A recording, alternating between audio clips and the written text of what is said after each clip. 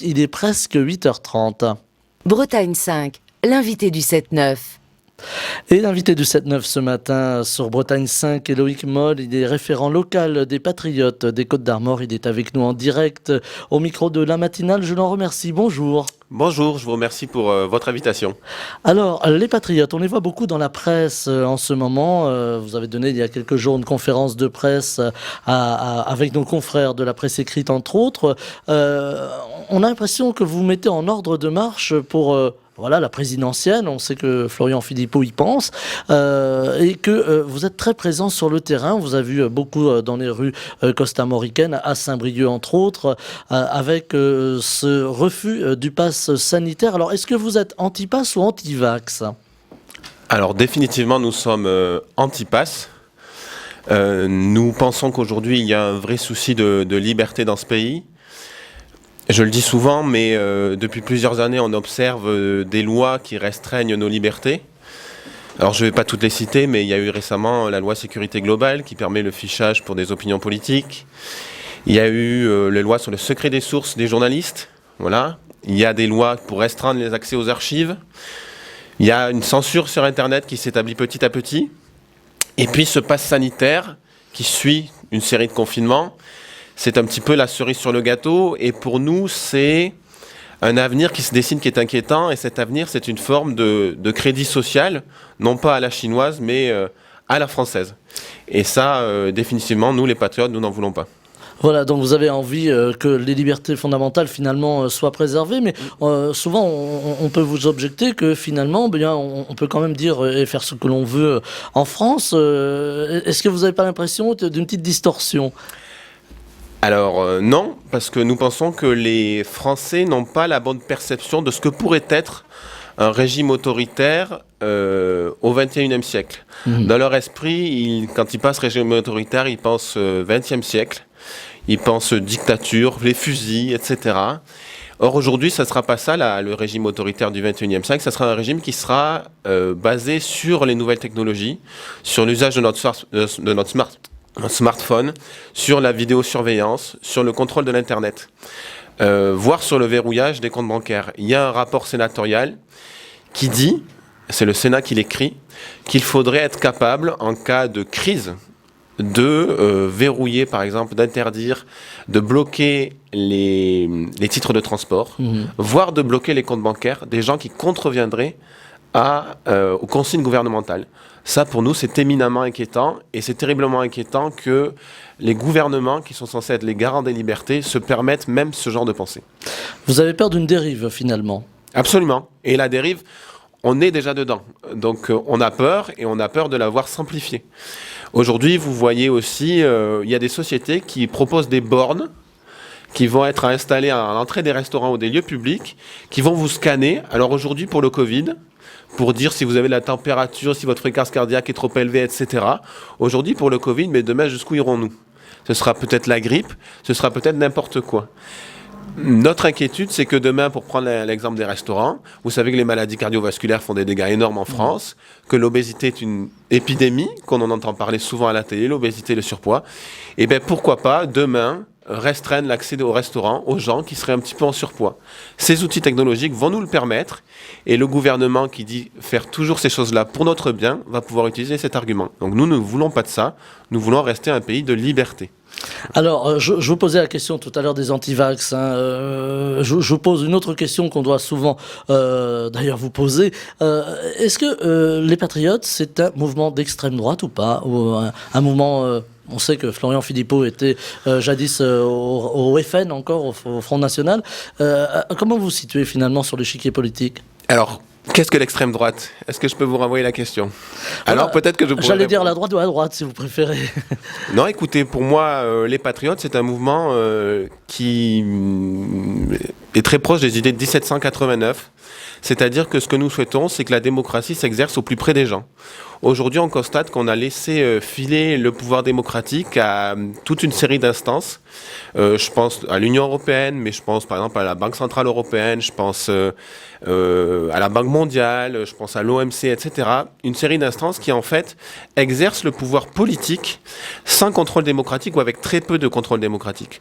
Nous, aujourd'hui, nous voulons que le pouvoir politiques reviennent dans les instances nationales, c'est-à-dire qu'ils reviennent d'abord à l'Assemblée nationale et puis qu'ils redescendent aussi davantage en région, pour que les gens puissent exercer leur pouvoir de citoyen authentiquement.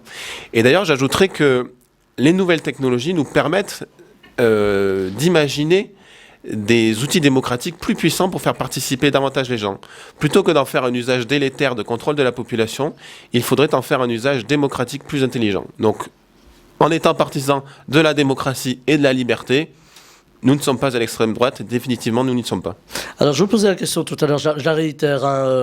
Est-ce que, si Florian Philippot se présente à l'élection présidentielle, est-ce que si il devait y avoir des alliances, est-ce que vous iriez par exemple vers le parti de Madame Le Pen ou d'autres partis? Voilà, là encore, il y a des questions qui se posent là-dessus. Alors je m'en fais l'interprète.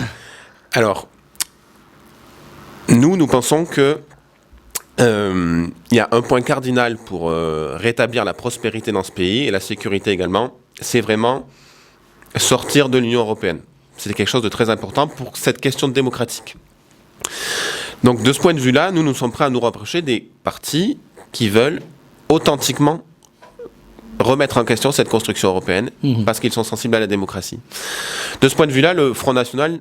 Rassemblement national, n'y correspond pas du tout. Aujourd'hui, ils sont tout à fait européano-compatibles. Nous, on appelle à faire une maison commune, c'est-à-dire un rassemblement des partis souverainistes. Et parmi ceux-là, il y a Debout la France, par exemple. Il y a sans doute l'UPR, qui est moins connu. C'est essentiellement les deux auxquels je pense. Et donc, ce qu'on aimerait faire, c'est faire uniquement une maison commune, c'est-à-dire un candidat commun pour représenter ses idées à la présidentielle. Alors vous parliez de l'Europe à l'instant, l'Europe qui gère beaucoup de choses finalement. Vous parliez aussi de l'exercice du pouvoir qui était loin du terrain. En région aujourd'hui, ici on a eu les élections régionales il y a quelques mois. On demande beaucoup plus de régionalisme et on demande du régionalisme européen. Est-ce que pour vous le régionalisme doit être européen ou est-ce qu'il doit être attaché à la Maison France ? Alors, le régionalisme européen, je comprends à peine ce que ça veut dire. Voilà, on peut parler de fédéralisme, si vous voulez. Alors, un fédéralisme au niveau des nations ou des régions ? Des régions. Alors, c'est une très bonne question. La question est vaste. Alors moi, je suis partisan, c'est ce que je vous l'ai dit, de faire descendre du pouvoir au sein des régions, des départements et même des mairies. Pour moi, les regroupements de communes, c'est une façon un petit peu de vider de sa substance démocratique les communes qui étaient l'échelon le plus bas finalement de la démocratie, selon dont les gens étaient le plus proches. Pour revenir au régionalisme, quand il est promu par l'Union européenne, moi j'y vois essentiellement un vecteur de dissolution des États-nations, des nations telles qu'elles existent aujourd'hui.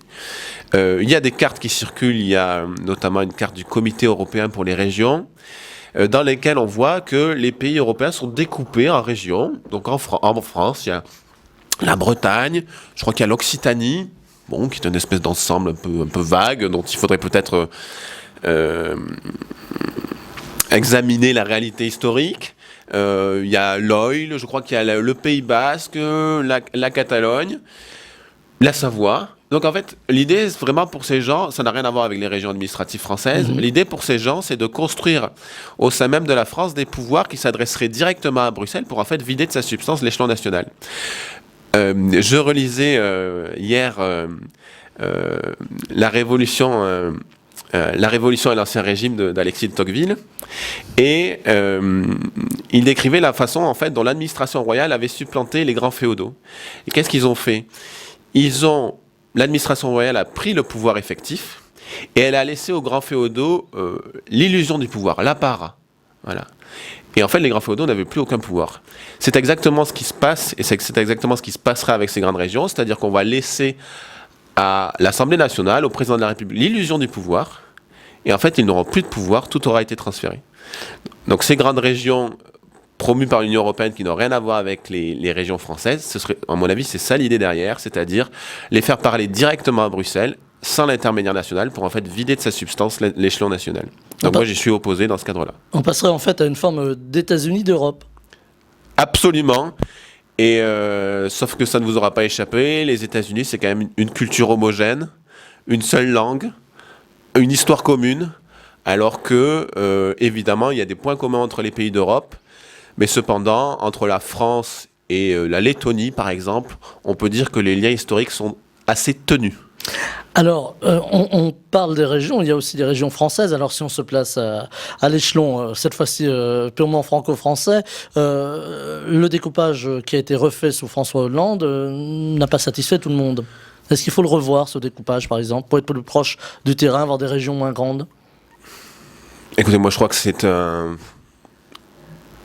Enfin, je trouve ça ridicule. Si vous voulez, les hommes politiques de ce pays s'agitent sur des sujets, à mon sens, secondaires, précisément parce qu'ils n'ont pas les vrais pouvoirs. Ce n'est pas en redécoupant le pays de quelque façon qu'on le redécoupe qu'on va lui redonner sa prospérité. Les maux sont plus profonds que ça et il faut s'attaquer au vrai problème. Le vrai problème, c'est, à mon sens, la concurrence totale au sein de l'Union européenne. C'est-à-dire qu'aujourd'hui, il faut que les gens comprennent que le salarié français, il est en concurrence directe avec le salarié polonais, dont le SMIC, l'équivalent du SMIC, est aux alentours de 400 euros. Donc c'est ça la problématique, c'est-à-dire comment être compétitif face à des gens qui sont à 400 euros de SMIC. C'est impossible, ça n'adviendra pas, sauf à détricoter petit à petit tous nos avantages sociaux, et c'est d'ailleurs ce qui se passe. Donc voilà, attaquons-nous aux vrais problèmes et ne faisons pas du bruit politique pour rien. Alors les vrais problèmes qui vont s'annoncer d'ailleurs, et qui vont s'inviter dans la campagne électorale, ils sont nombreux. Alors on a cette situation sanitaire, on en a parlé en commençant, Loïc Moll, mais on a aussi les problèmes de sécurité en France, les problèmes sociaux. Vous voyez, il y a quand même... Il y a beaucoup de problèmes. Il y avait beaucoup de problèmes, effectivement. Selon vous, quel serait le problème à prendre à bras-le-corps tout de suite, là, maintenant ? Le plus important, finalement. Alors moi, je pense que aujourd'hui, il faudrait faire probablement un moratoire, en tout cas, inscrire dans la Constitution qu'il faut s'interdire d'utiliser les nouvelles technologies à des fins de surveillance de la population. Je pense que ça, c'est de l'actualité brûlante, parce que la dérive est imminente et terrible. Moi, mon inquiétude, c'est que on en vienne à demander le pass sanitaire pour les élections. Pour pouvoir voter, finalement. Ça peut prêter à sourire aujourd'hui. On verra si ça fait sourire dans 6 mois. Je ne suis pas sûr, parce qu'il y aura peut-être une 5e vague en octobre-novembre. Que va-t-on nous proposer à cette occasion pour notre sécurité collective? Je suis très inquiet là-dessus. Donc moi, je veux préserver ce qui nous reste de démocratie, et ça passe, oui, par refuser cet usage des technologies, des nouvelles technologies très intrusives dans la vie privée, dans la vie politique. Alors justement, vous parlez des élections. Les élections, ça va venir très vite. Il y a un taux d'abstention important. On l'a vu lors des dernières échéances régionales et départementales. On dit que l'élection présidentielle réunit un petit peu plus, mais elle sera suivie immédiatement des législatives qui, elles aussi, ne réunissent pas forcément beaucoup de monde dans l'isoloir. Est-ce que là aussi, il va falloir aller chercher les Français, aller chercher les Bretons, leur dire voilà, il faut aller voter, c'est important? Alors, l'abstention, elle est le fruit de ce que je viens de vous dire.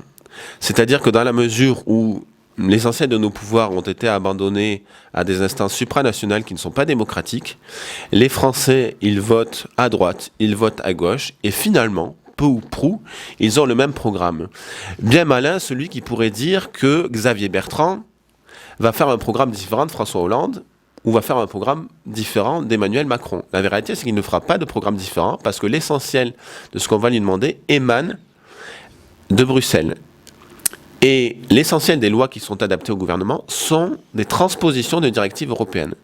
Donc le Parlement français, je le redis, a été vidé de sa substance, et donc les Français ne l'ont pas encore compris, mais en tout cas ils constatent que quel que soit le bulletin qu'ils mettent dans l'urne, finalement le résultat est le même. Et donc pour les faire revenir, il faut leur expliquer la méthode et la façon dont il convient, ce qu'il faut faire pour récupérer le pouvoir et pour que leur bulletin de vote ait de nouveau de l'influence sur le destin du pays. Alors, on parlait tout à l'heure de l'aspect social. On voit que beaucoup de gens sont désabusés, ne vont plus voter. On l'a vu avec la crise des Gilets jaunes. On dit d'ailleurs qu'elle peut repartir, ce mouvement populaire peut repartir. Est-ce que vous craignez qu'un jour... y ait des dérives et que on ne puisse plus exercer finalement le pouvoir de la République dans ce pays si les manifestations devenaient importantes et qu'il fallait des réponses immédiates? Alors, je le crains, mais je ne le souhaite pas du tout. Je vous ai cité Tocqueville tout à l'heure. Moi, ce que j'aimerais, c'est que nous soyons une démocratie mature dans laquelle les institutions soient capables d'entendre et la colère populaire et d'agir en conséquence et de s'adapter en conséquence. Je vous l'ai redit, ils ne peuvent pas aujourd'hui puisqu'en fait, ils ne détiennent pas le pouvoir.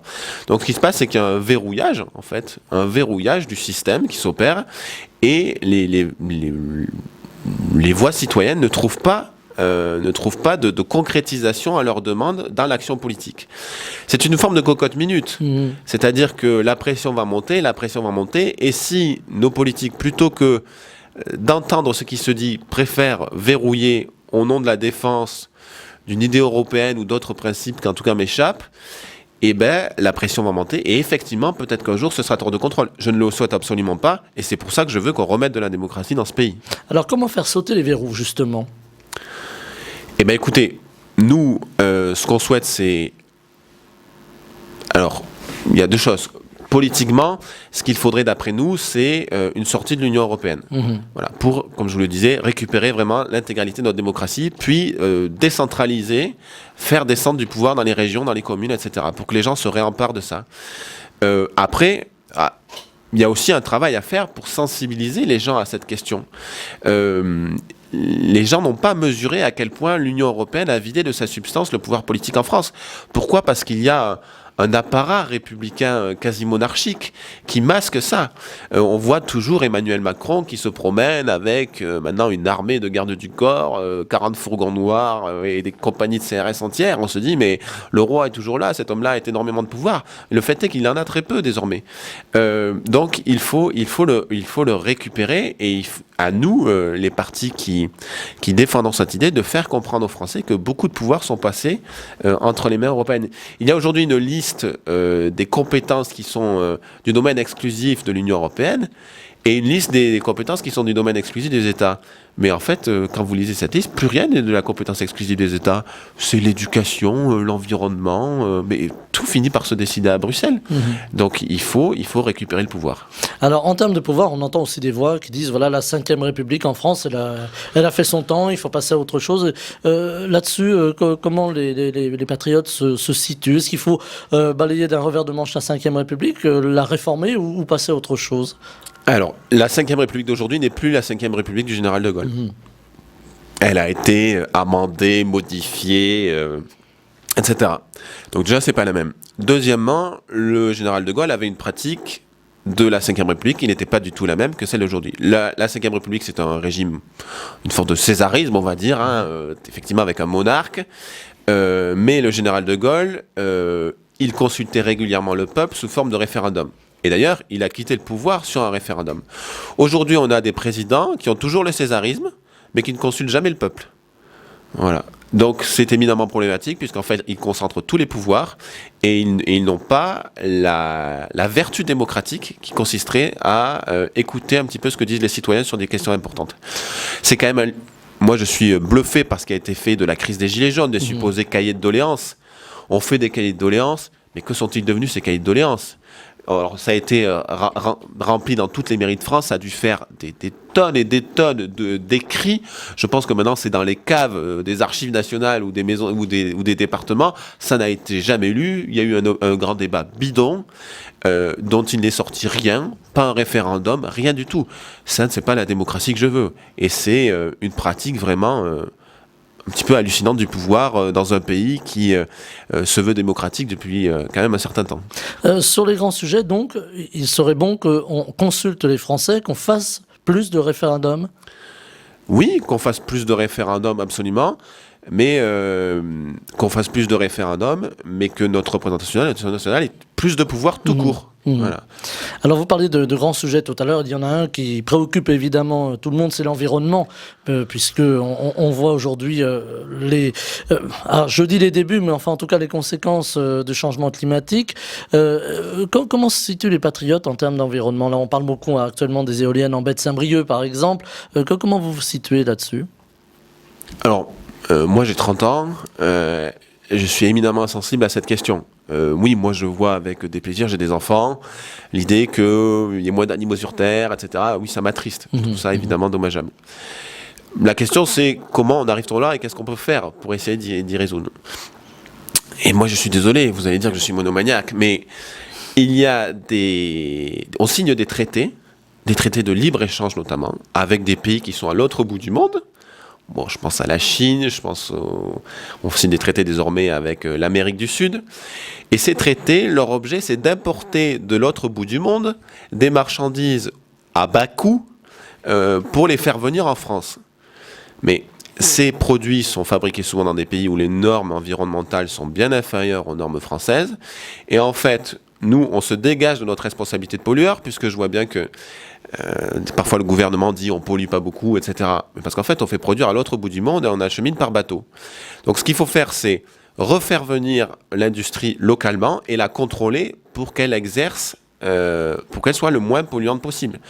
Mais c'est une tartufferie, c'est une hypocrisie totale de laisser croire qu'en France nous sommes moins pollueurs alors qu'en fait on pollue à l'autre bout du monde. Il faut voir en Chine la résultante, par exemple, de l'exploitation des terres rares, des métaux rares pour la production de tout ce qui est matériel technologique. Il y a des images qui sont absolument désastreuses. Donc c'est ça aussi notre responsabilité, c'est de faire venir les productions ici pour qu'on puisse contrôler ce qui se passe. Et à ce compte-là, on pourra peut-être améliorer le sort de la planète. Alors, sur les éoliennes en baie de Saint-Brieuc, ou plus généralement, on voit qu'il y a une opposition depuis quelque temps d'ailleurs, opposition relayée par les professionnels, les pêcheurs, oui, à l'implantation de ce parc éolien donc, dans la baie de Saint-Brieuc. Et plus généralement, on voit une contestation aussi sur Terre, si j'ose me permettre, de l'implantation des éoliennes. Est-ce qu'il faut là aussi se concerter avec les professionnels, avec les habitants quand il s'agit des éoliennes sur Terre? Est-ce que là aussi il faut une plus grande concertation ou est-ce qu'il faut abandonner ce type de projet? Alors moi je serai toujours partisan des votations au niveau local quand ça impacte la vie des communautés. Je reste cohérent. Pour ce qui concerne les éoliennes, moi j'ai tendance à penser que c'est une industrie qui est terriblement subventionnée, grâce à laquelle se sont construits des conglomérats qui sont détenus par des gens qui ont des liens très étroits avec l'État. Par ailleurs, ces éoliennes coûtent très cher à fabriquer, on ne sait pas les recycler. Vous savez, aujourd'hui, on les met sur des bateaux, on les envoie en Afrique. C'est quand même pas très élégant. Et je pense qu'il y a une énergie qui s'appelle le nucléaire qui pose des risques de sécurité, et c'est évident, qu'il faudrait contrôler très étroitement et encore plus étroitement qu'aujourd'hui, mais qui est en tout cas d'une certaine façon décarboné, et que c'est partie de la solution. Et je vois avec inquiétude notre gouvernement, une fois de plus, brader la filière nucléaire, essayer de tout détruire, sans raison et sans aucune rationalité écologique. Donc le nucléaire au secours finalement de la planète? Au secours, oui et non. Je pense qu'il n'y a pas de solution idéale, si vous voulez. Oui, le nucléaire a des mauvais côtés, mais je pense que de toutes les énergies qui nous sont proposées, c'est peut-être celui qui a le moins de mauvais côtés. Parce qu'on parle par exemple, les éoliennes ne se recyclent pas, mais on voit maintenant en Chine des montagnes entières recouvertes de panneaux solaires, mais les panneaux solaires ne se recyclent pas non plus. Donc qu'est-ce qu'on en fait? Ils vivent 15 ans, après qu'est-ce qu'on en fait? On les enterre dans une décharge. Ils contiennent des fluides qui ne sont pas toujours terribles pour l'environnement. Donc oui, moi je pense que les barrages, c'est limité à la capacité de nos fleuves. Je crois qu'en France on est déjà très équipé, donc on ne peut pas faire beaucoup mieux. Ça pose d'ailleurs aussi des problèmes d'environnement autour des poissons, etc., de la destruction d'écosystèmes. Donc oui, je pense que le nucléaire très étroitement surveillé, possédé par l'État, non pas par des opérateurs privés, parce qu'il ne faut pas qu'il rentre une question de rentabilité dans le sujet, oui, est une partie de la solution définitivement. Est-ce qu'il faut mettre plus d'État dans la filière énergétique, par exemple, en France ? Alors moi, je considère que quand il n'y a pas de concurrence, et c'est le cas de la filière énergétique, ça doit être propriété de l'État. Voilà, c'est très simple. Un dernier mot. Hier soir, il y avait un reportage sur France 2 dans Envoyé spécial concernant les algues vertes. Là encore, hein, on fait un petit peu local, mais dans la baie de Saint-Brieuc et plus largement en Bretagne, on pointe du doigt évidemment l'agriculture, toujours et encore l'agriculture intensive. Là aussi, comment arrêter d'avoir ces algues vertes que l'on voit depuis 50 ans sur nos côtes, tout en préservant la filière agricole? Voilà, vaste équation. Bien malin celui qui pourra répondre en 30 secondes. Non, mais moi, ce que je peux dire, c'est que je pense que les agriculteurs font avec les méthodes qu'on leur a appris et qu'on leur a demandé d'appliquer pour précisément fournir de la nourriture au plus bas prix. Parce qu'il faut aussi voir qu'en grande distribution, les gens achètent la nourriture au plus bas prix et que ça a un impact sur toute la filière. Donc, pour limiter les traitements, il faut probablement accepter une certaine baisse des rendements et donc il faut consécutivement accepter probablement une hausse pour le consommateur. Donc, si vous voulez, l'équation est éminemment compliquée et moi, je crois qu'on ne s'en sortira positivement que si on arrive à retrouver une forme de prospérité collective, alors qu'on est aujourd'hui en train de s'appauvrir, et que ce faisant, dans une spirale ascendante, on pourra peut-être promouvoir une agriculture plus biologique et que les gens pourront acheter, ce qui n'est pas le cas aujourd'hui. Eh bien, on va s'arrêter là. Loïc Moll, je rappelle que vous êtes référent local des Patriotes des Côtes-d'Armor. Vous étiez l'invité de la matinale en direct ce matin. Je vous en remercie. Merci beaucoup. Et je vous souhaite une bonne journée. Bonne journée. Bretagne 5 matin, le 7-9, Stéphane Hamon.